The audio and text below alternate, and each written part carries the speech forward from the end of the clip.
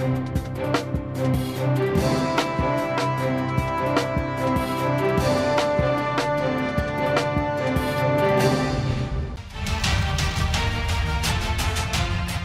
نہیں سکتا کہ یہ اگر پاکستان میں اٹیک کریں گے ہم اس کا جواب نہ دیں. ہم جواب دیں گے. اگر ہم آخری قطرے تک لڑیں گے تو وہ کون سی جنگ ہوگی؟ وہ جنگ ہوگی جو کوئی نہیں جیت سکتا. اس کے امپلیکیشن دنیا میں پڑیں گے. اور اگر اب دنیا نہیں کچھ کرے گی، میں آپ کو کہہ رہا ہوں کہ اس کے سیریس کانسیکوینسز ہیں. یہ اور آگے جائے گی گیم، اور یہ ادھر چلی جائے گی جدھر سب کو نقصان ہوگا، جو کوئی نہیں تصور کرنا چاہتا. جو ایڈوانس ورلڈ ہے وہ اپنے بنائے ہوئے قوانین کو اپ ہولڈ نہیں کرے گی تو یہ آگے کدھر جائے گی بات؟ پھر ہم ذمہ دار نہیں ہیں. تو میں اپنی گورنمنٹ سے یہ واضح کرتا ہوں کہ ہم ہر فورم کے اوپر اس کو لڑیں گے. ہم سوچ رہے ہیں کہ ہم انٹرنیشنل کرمنل کورٹ میں کیسے یونائٹڈ نیشن سیکورٹی کاؤنسل کے ذریعے جا سکے، یہ اسٹڈی کر رہے ہیں. کشمیر کی جو موومنٹ ہے وہ کراش ایک پارلیمنٹری لیجسلیشن سے نہیں ہو سکتی. کشمیریوں کے ساتھ سارا پاکستان نہیں، مسلمان دنیا کی آواز ہے آج. Welcome to News Wise. میں ہوں عارفہ نور.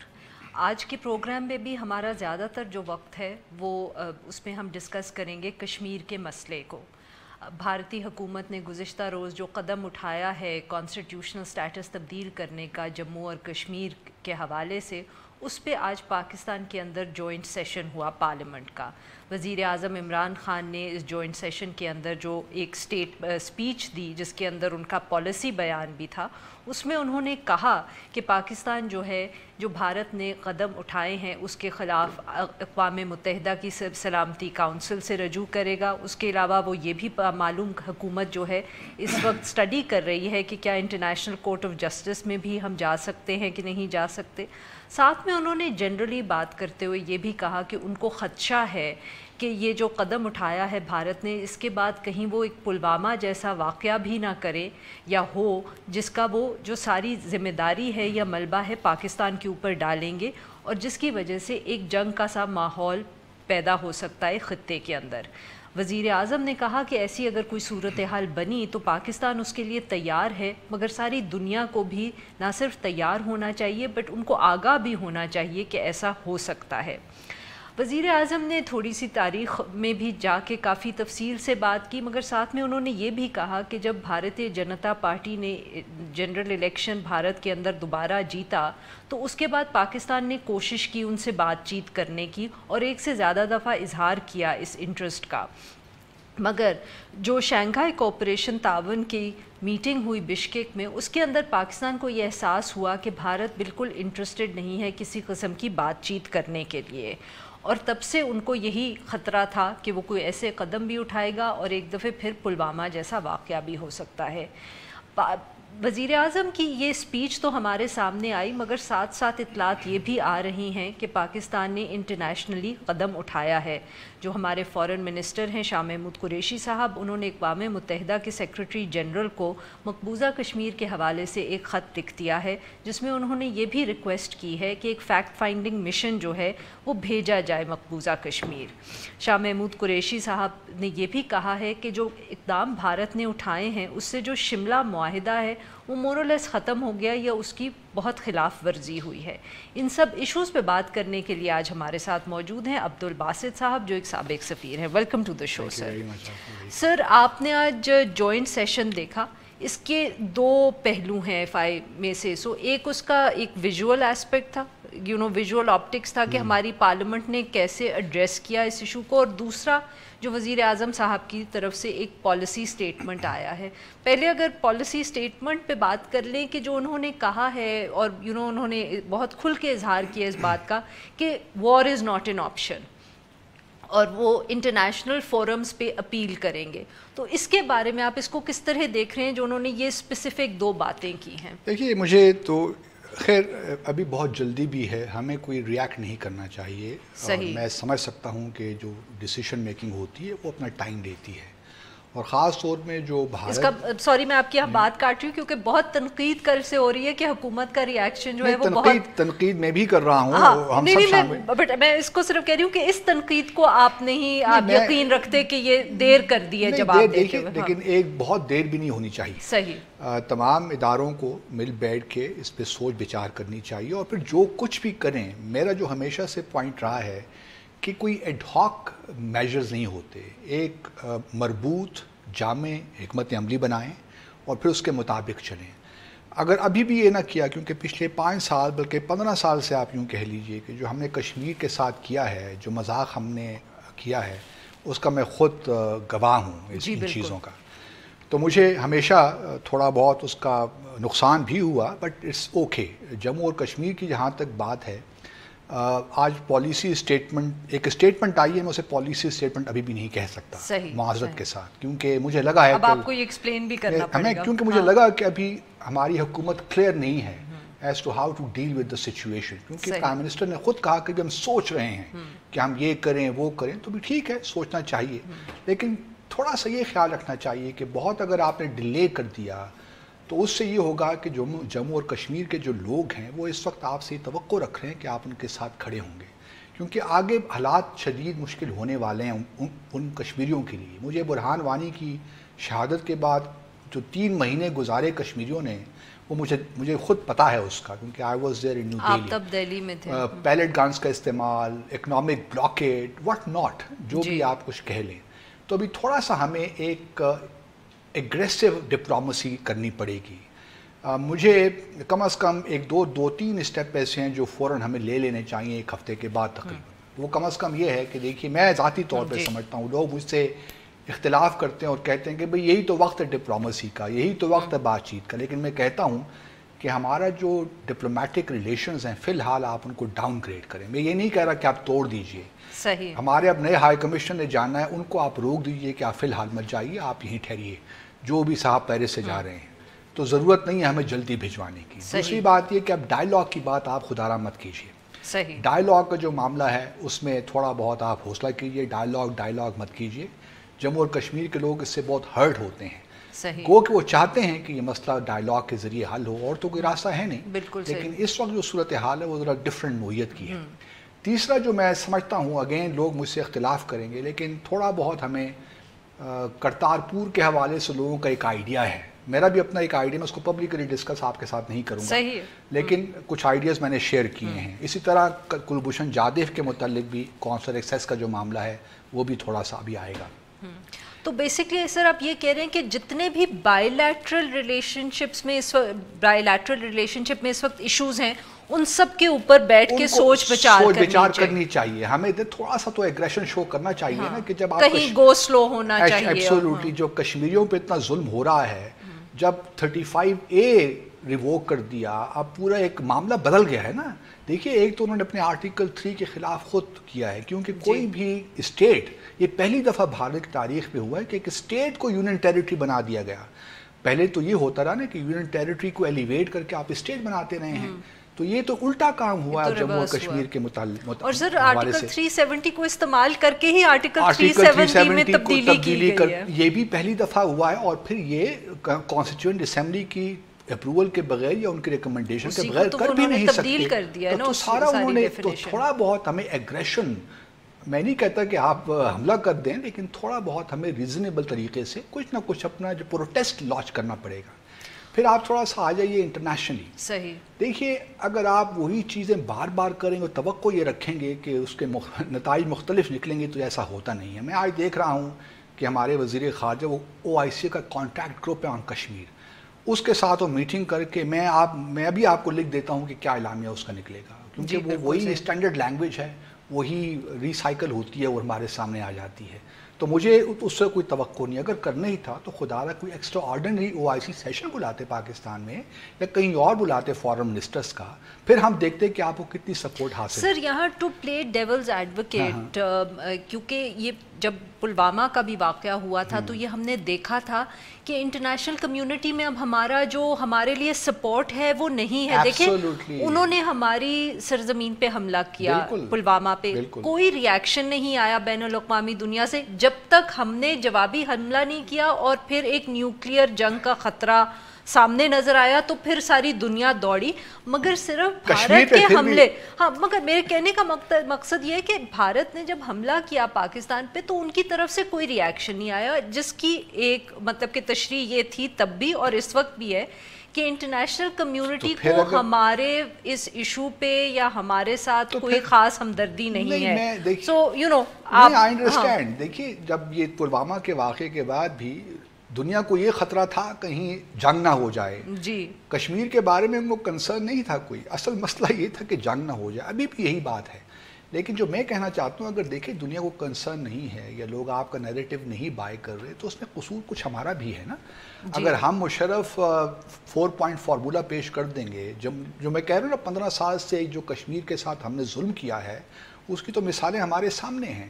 جب آپ خود سیریس نہیں ہوں گے, جب آپ خود جموں اور کشمیر کو وہ اہمیت اپنی فورن پالیسی میں نہیں دیں گے تو یا اس کے اوپر اپنا سٹینڈ تبدیل کرتے رہیں گے, کنسسٹنٹ نہیں رہیں گے, تو دنیا کا دماغ خراب ہے کہ وہ آپ کی خاطر بھارت کے ساتھ کوئی ایسا پرابلمز اپنے لیے کریٹ کریں.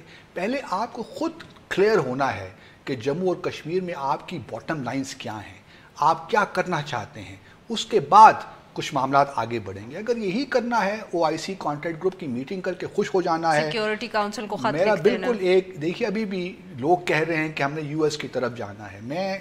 مجھ سے شاید لوگ اتفاق نہ کریں لیکن میری اپنی اسیسمنٹ یہ ہے کہ اس موقع پہ US کی آپ کو کشمیر کے کانٹیکسٹ میں سپورٹ نہیں ملے گی. میری جو کچھ لوگوں سے بات چیت ہوئی ہے انڈیا میں بھی, ایک کچھ پرو کو US اور پاکستان کے درمیان انڈیا کے درمیان ہوا ہے. وہ کچھ پرو کو یہ ہے کہ اس وقت آپ کشمیر پہ جو کرنا چاہتے ہیں آپ کر لیجئے, ریووک کرنا چاہتے ہیں 370 کر لیجئے, 35A سے بھی چھٹکارا حاصل کر لیجئے, لیکن انڈیا افغانستان میں کوئی پرابلم ہمارے لیے کریٹ نہیں کرے. جو مصالحتی اس وقت پروسیس ہو رہا ہے اس پہ ہاتھ درد تھوڑا سا رکھے. جی ناظرین یہاں پہ لیں گے ایک چھوٹا سا بریک, اور جب ہم بریک سے واپس آئیں گے تو ہم عبدالباسط صاحب سے گفتگو جاری رکھیں گے. اسٹے ود اس.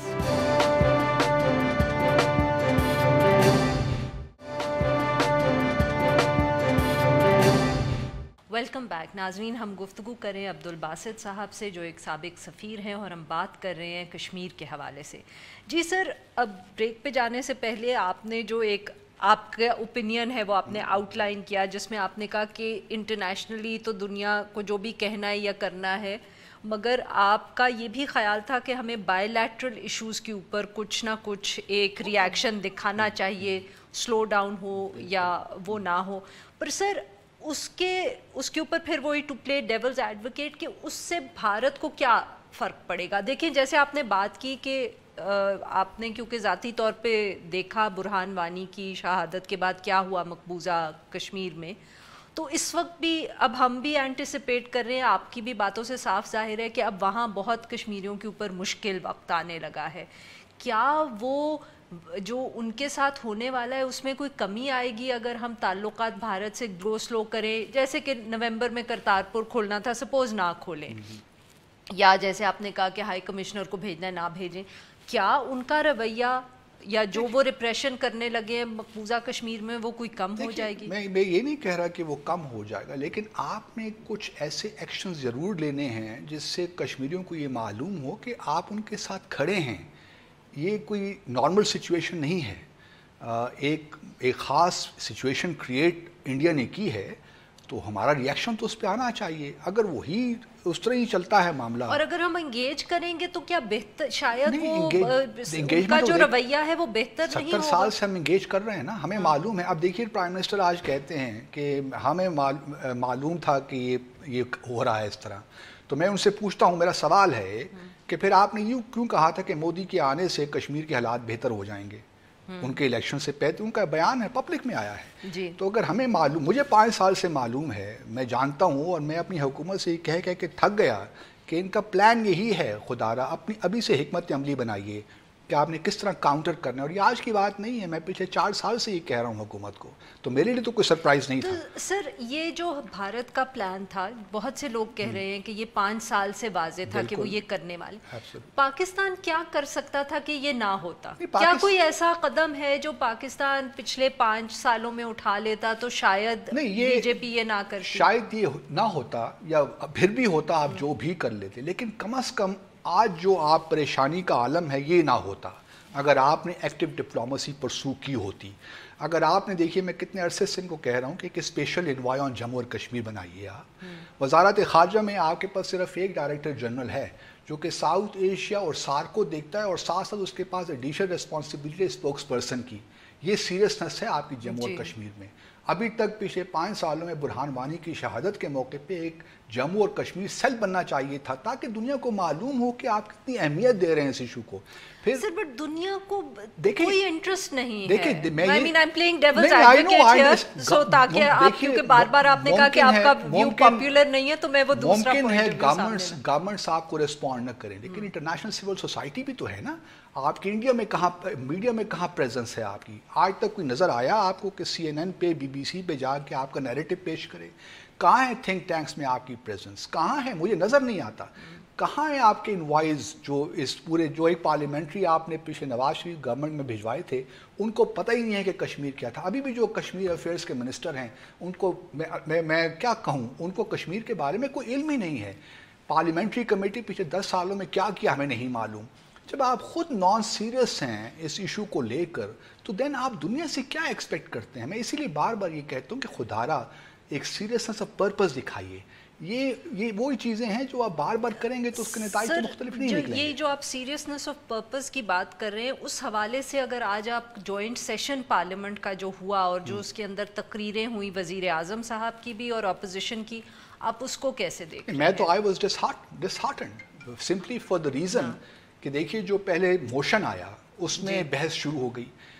چلیں اگر اس میں مینشن نہیں تھا جو معاملہ آرٹیکل 370 کا ذکر کوئی فرق نہیں پڑتا, تو موشن تھا نا, ابھی کوئی ریزولوشن تو پاس نہیں ہوئی. جو ڈیولپمنٹس اس نے سارا ایک روبرک ہے ڈیولپمنٹ, اسے سارا کور کر لیا جنرلی. تو اپوزیشن کو اتنا شور مچانے کی ضرورت کیا تھی؟ پھر 4-5 گھنٹے کے بعد یہ سارا معاملہ شروع ہوا. پرائم منسٹر صاحب تشریف لائے, وہ اپنی تقریر کی, شہباز صاحب اپوزیشن کی لیڈر کی تقریر سنی, اس کے بعد وہ چھوڑ کے چلے گئے. ان کو چاہیے تھا کہ وہ بیٹھتے وہاں پہ, جو پیپلز پارٹی کے جو چیئرمین ان کی تقریر سنتے, تاکہ ان کو فیل ایک ملتی کہ کیا لوگ کیا سوچتے ہیں. یہ ہمارے ریپرزینٹیٹیوز ہیں نا. تو اگر ہمارا یہ ایٹیچیوڈ ہے کہ جوائنٹ سیشن کشمیر پہ ہو رہا ہے اور ہماری لیڈرشپ وہاں نہیں بیٹھتی تھرو آؤٹ دا سیشن, تو میں کیا توقع رکھوں؟ آپ مجھے بتائیے نا, کشمیری کیا سوچے گا اس کے بارے میں؟ سر یہ جو آج وزیر اعظم صاحب نے بات کی ہے کہ ہم لے کے جا سکتے ہیں یا ہم کنسیڈر کر رہے ہیں کہ اس کو انٹرنیشنل کورٹ آف جسٹس میں لے کے جائیں, تو کیا آپ کا خیال ہے کہ وہ ایکسیپٹ کریں گے ایسی کوئی اپیل, اور ہم کس قسم کی ان سے ججمنٹ ایکسپیکٹ کر سکتے ہیں؟ دیکھیے یہ کوئی معاملہ نہیں ہے کریں گے کہ نہیں کریں گے. آپ UN سیکورٹی کونسل بھی جائیں گے نا, تو ممکن ہے کہ آپ کو ریزولوشن نہ لے جا سکیں. مجھے 1993 کا واقعہ آتا ہے, ہم UN ہیومن رائٹس کمیشن گئے تھے اس زمانے میں, پھر ہم نے اپنی ریزولوشن جو تھی ڈرافٹ وہ ودرا کر لی تھی, کیونکہ بہت سے ممالک خاص طور پہ ایران بھی ہمارے ساتھ نہیں کھڑا تھا IC میں. تو یہ ممکن ہے کہ آپ کوئی ریزولوشن نہ لے جا سکیں, لیکن آپ اپنا فرض تو پورا کیجئے نا. یونائٹڈ سیکورٹی کونسل کو آپ لکھے تو صحیح کہ آپ ایک ہنگامی اجلاس بلائیے, دیکھتے ہیں کیا ہوتا ہے. آپ پہلے مشورہ کر لیجئے, ہوم ورک اپنا کیجئے نا, چائنا کے ساتھ مشاورت کیجئے اور جو دوسرے ممالک کے مشاورت کیجئے. ممکن ہے کہ آپ کو رسپانس نہ ملے, لیکن اپنی محنت تو آپ کیجئے. پھر ICJ کا جہاں تک معاملہ ہے, اگر کمانڈر کلبھوشن جادیو کا معاملہ کونسل ایسیکس تک وہاں جا سکتا ہے, تو یہ تو دیکھیے بھارت نے نہ صرف اپنے کانسٹیٹیوشن کی مخالفت کی ہے, بلکہ UN سیکورٹی کونسل ریزولوشنز کے خلاف گیا ہے, شملہ ایگریمنٹ کے خلاف گیا ہے. تو یہ ڈسپیوٹ تو ختم نہیں ہوا, ڈسپیوٹ تو بلکہ اور بڑھ گیا ان دا سینس کہ یہ اسٹیٹس کو اینٹی ہو گیا ہے. یہ 370 جو 1952 کے پہلے کی سچویشن تھی 50 وہ ہو گئی ہے. تو یہ تو بالکل سچویشن کوالٹیٹیولی تبدیل ہو گئی ہے. لہٰذا میں یہ نہیں کہتا ہوں کہ ہم فوری طور پہ ریئیکٹ کریں, میں ابھی بھی یہی مشورہ دے رہا ہوں کہ بیٹھیں, जितने भी स्टेक होल्डर्स हैं हमारे उन सबको बिठाएं, बल्कि आप ये भी कर सकते हैं कि जो हमारे चीदा एनवॉयस हैं उनको बुलाइए, आप एक छोटी सी मिनी कॉन्फ्रेंस कर लीजिए, तमाम लोगों की राय लीजिए, लीगल एक्सपर्ट्स बिठाइए। इसीलिए मैं कहता हूँ कि जम्मू और कश्मीर सेल का होना बहुत ज़रूरी है, ताकि वो सारी जो आपकी डिप्लोमेसी है should be headed by special envoy. Diplomacy भी और रिसर्च की भी बहुत ज़रूरत है। जी नाजरीन, यहाँ लेंगे एक छोटा सा ब्रेक, और जब हम ब्रेक से वापस आएंगे तो हम अब्दुल बासित साहब से गुफ्तगू जारी रखेंगे। Stay with us.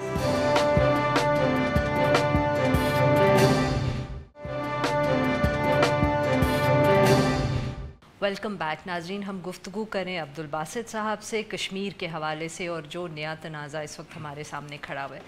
सर, ये जो आपने शिमला अग्रीमेंट का जिक्र किया, इसका जिक्र शाह महमूद कुरैशी साहब ने भी किया था कि ये जो भारत ने कदम उठाए हैं ये शिमला अग्रीमेंट की वायलेशन है।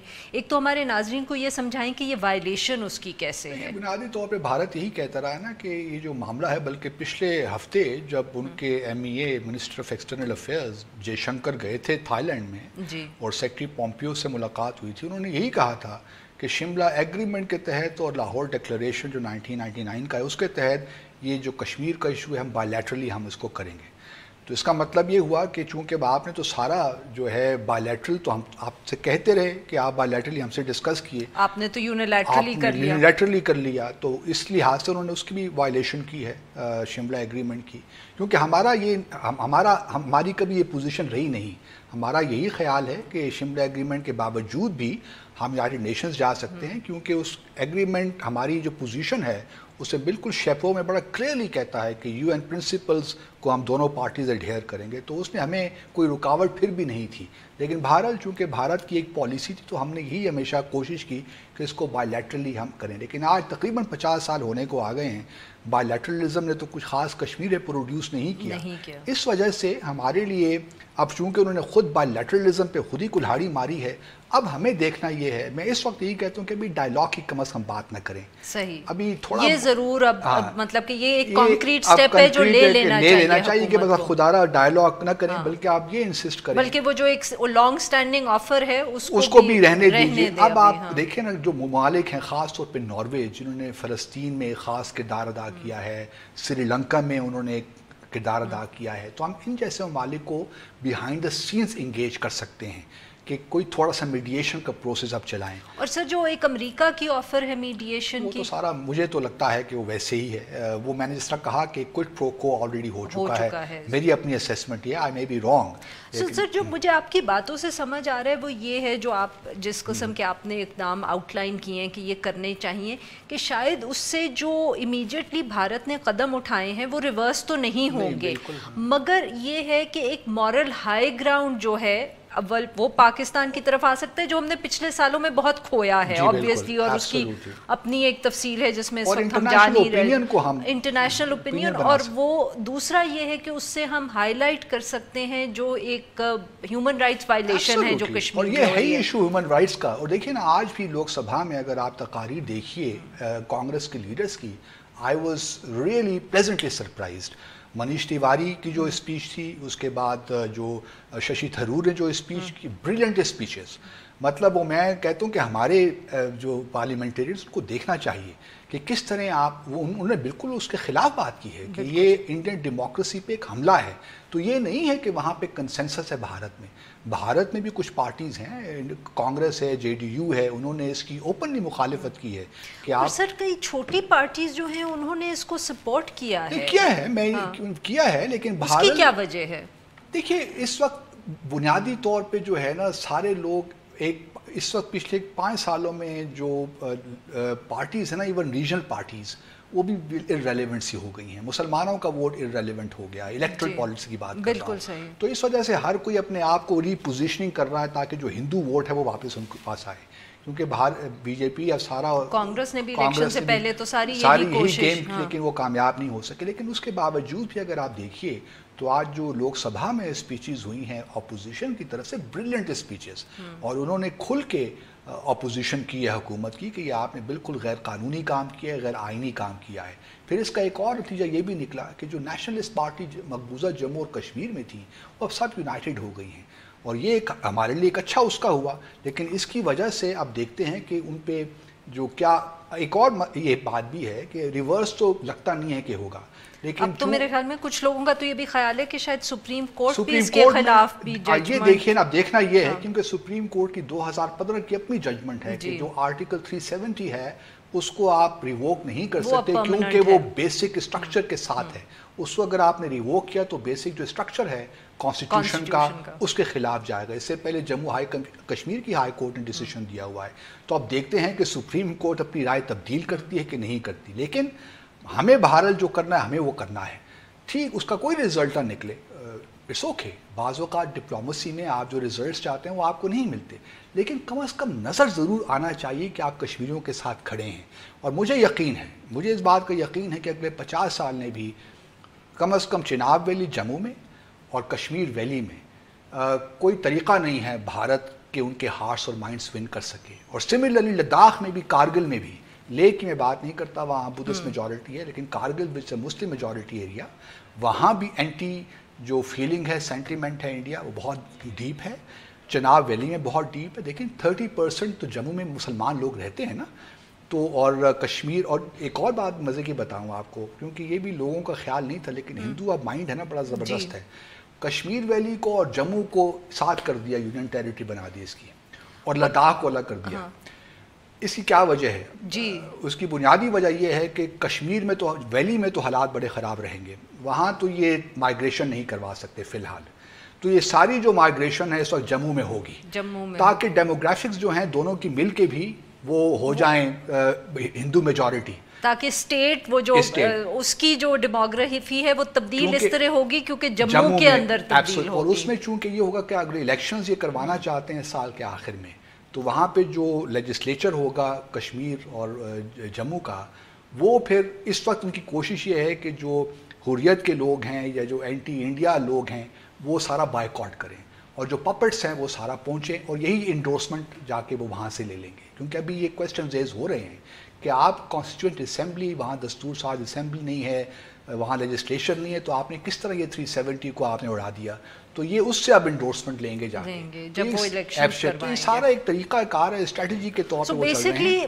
بھارت کی جو حکومت ہے اس وقت وہ کیونکہ ایک بہت لانگ ٹرم گیم کھیل رہی ہے، کیونکہ جیسے آپ نے بھی ذکر کیا اور بھی بہت لوگ ذکر کریں کہ یہ وہ ویسٹ بینک میں جیسے سیٹلمنٹس کر کے انہوں نے تبدیل کیا فلسطین کی ڈیموگرافی کو، وہ یہاں بھی وہ طریقہ ہے. تو ہمیں بھی اب اتنا ہی لمبا پلان کر کے اس ڈپلومیسی کو کرنا ہے، چاہے اس کے کوئی امیجیٹ ریزلٹس آئیں. ہمیں امیجیٹ ریزلٹس چاہیں بھی نہ، وہ نکلنے بھی نہیں ہیں، لیکن ہمیں امیجیٹلی جو اقدامات لینے وہ ہمیں لینے ہیں، تاکہ ہم محسوس کشمیریوں کو یہی ہو کہ پاکستان ان کے ساتھ کھڑا ہے. Sir last question as we are running out of time, کہ لانگ ٹرم آپ نے بات کی ہے، ساتھ میں آپ نے شارٹ ٹرم میں کہا ہے کہ انگیجمنٹ نہیں ہونی چاہیے بھارت سے. لانگ ٹرم میں آپ کا کیا خیال ہے کہ جیسے آپ نے کہا کہ you are looking at long term period, تو لانگ ٹرم میں پھر یا bilateral engagement at some stage وہ آپشن ہوگی؟ اوبیسلی ہوگی، اس کو تو میں رول آؤٹ نہیں کرتا، لیکن وہ ڈیپینڈ کرے گا گراؤنڈ سچویشن کیا ہوتی ہے، جموں اور کشمیر کے لوگ کس طرح ریئیکٹ کرتے ہیں. ابھی تو دیکھیے کرفیو ہے، جب ان کو موقع ملے گا وہ باہر نکلیں گے. حریت کی لیڈر ساری نظر بند ہے. اب گیلانی صاحب کی طبیعت بہت خراب ہے، یاسین ملک صاحب بیمار ہیں، تو ایک نئی لیڈرشپ بھی آ رہی ہے بیچ میں. تو یہ ہم دیکھیں گے کہ کس طرح حالات انفولڈ ہوتے ہیں. لیکن میری اپنی جو انٹیوشن ہے وہ یہ کہتی ہے کہ بہت ظلم ہو رہا ابھی مقبوضہ جموں اور کشمیر میں، اور ہمیں تیار رہنا چاہیے ان سب چیزوں کے لیے کہ ہم نے کیا کرنا ہے، کس طرح دنیا کو بتانا ہے کہ وہاں جو مظالم ہو رہے ہیں. لیکن اس وقت نومبر 2020 تک آپ یو ایس اے سے کوئی امید مت رکھیے. جب الیکشنز ہو جائیں گے اس کے بعد ٹرمپ صاحب کوئی نیا آئیڈیا لے کر آئیں تو میں نہیں کہہ سکتا، لیکن مجھے یو ایس سے فی الحال کوئی امید نہیں ہے. بہت بہت شکریہ عبدالباسط صاحب، آپ نے بہت تفصیل سے ہم سے بات کی. ناظرین یہاں پہ لیں گے ایک چھوٹا سا بریک، اور جب ہم بریک سے واپس آئیں گے تو ہم بات کریں گے سندھ کی، جہاں کی جو صوبائی کابینہ ہے اس میں بہت لارج سکیل تبدیلیاں کی ہیں حکومت نے. اسٹے ود اس.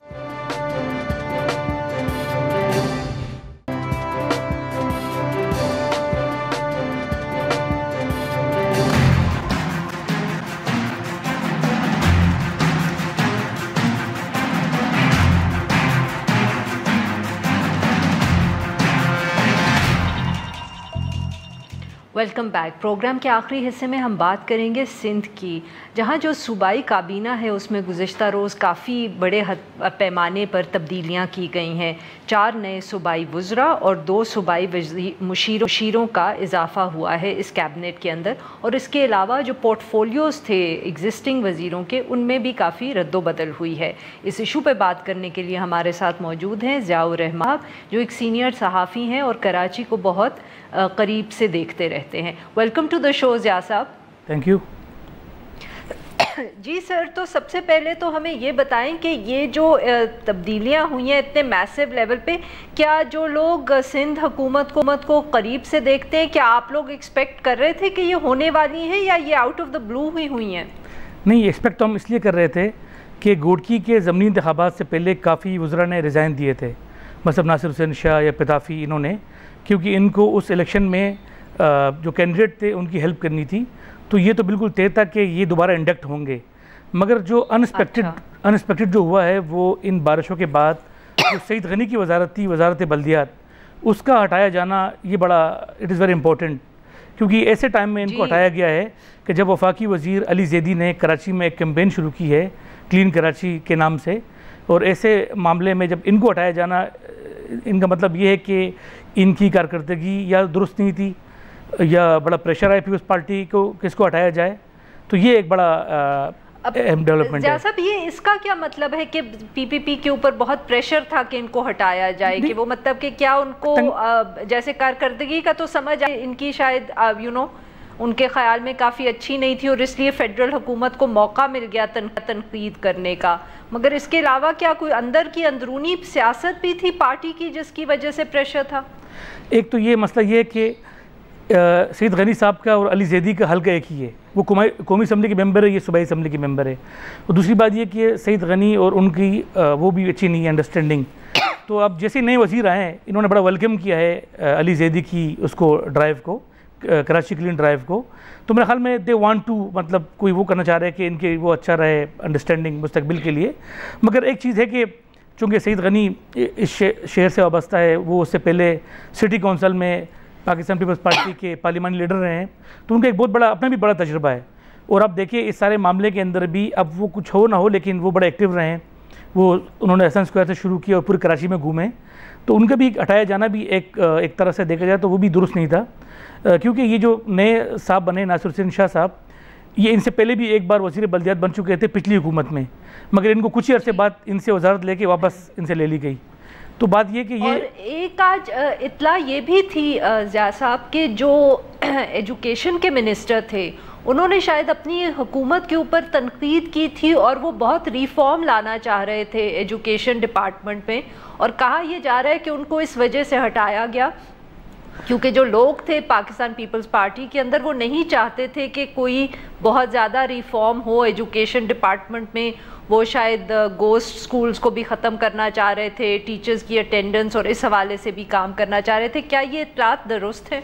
उन्होंने बजट सेशन में कहा था कि सिंध में 1 लाख से ज़्यादा ऐसे टीचर्स हैं जो अंगूठा छाप है, और पिछले जो उज़रा ने जिनको उन्होंने कोई एक्शन नहीं लिया, तो इसके ऊपर बड़ी इसकी क्लास ली गई कि आपने ऐसी बात क्यों की। तो ये एक चीज़ है कि उसके ऊपर काफ़ी नाखुश थे। ये वजारत भी ले ली, ये भी अब चली गई है CM के पास, जिसके पास already home ministry, planning and development ministry, finance भी उसके पास ऑलरेडी है। तो 4 जो अहम मिनिस्ट्री है वो इस वक्त CM ने अपने पास रखी हुई है।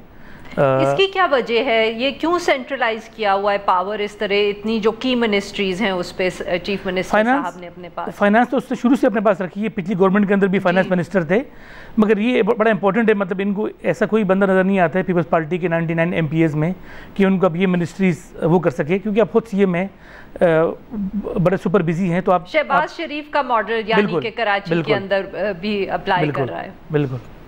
और एक और जो बहुत इत्तला आ रही है जिसके ऊपर तनकीद भी की जा रही है वो ये है कि जो सियाल साहब को एंटी करप्शन डिपार्टमेंट दे दिया है, और जबकि उनके ऊपर खुद करप्शन की इल्ज़ामात हैं। हाँ, एक बात है, सियाल साहब तो बड़े नज़दीक है जो पाकिस्तान पीपल्स पार्टी की मरकज़ी फ़िगर है फराल टालपुर के, तो उनको भी इस बार CM के बाद जो ज़्यादा मिनिस्ट्री है उनके पास है, जिसमें इरिगेशन है, ज़कात, उशर, औकाफ है, तो उनको भी काफ़ी नवाजा गया है। और ये बात भी आपकी सही है कि उसके ऊपर काफ़ी इल्ज़ामात भी है नेब की तरफ से। लेकिन एक इस रिशफल में एक जो हुआ है वो हुआ है मुर्तज़ा वहाब के साथ, جو اس سے پہلے انفارمیشن منسٹر تھے ان سے انفارمیشن منسٹری لے کر دے دی گئی سعید غنی کو، مگر حکومت سندھ کے ترجمان رہیں گے مرتضیٰ وہاب. تو اس طرح یہ انفارمیشن کی جو منسٹری ہے وہ آدھی رہے گی سعید غنی کے پاس اور آدھی رہے گی مرتضیٰ وہاب کے پاس. تو یہ بھی اس کے اندر بھی کافی کنفیوژن ہے کہ کیونکہ زیادہ تر کام ہوتا ہے سندھ حکومت کا وزیر اطلاعات کا حکومت کو ڈیفینڈ کرنا، مگر یہ مجھے لگ رہا ہے کہ جو کے پی حکومت کی طرح انہوں نے بھی ایک ایڈوائزر اپنا رکھ دیا کہ وہ جو کارکردگی بیان کرے گی حکومت. بہت بہت شکریہ زیاد صاحب، آپ نے ہم سے بات کی. آج کے لیے بس اتنا ہی. We'll be back tomorrow at the same time.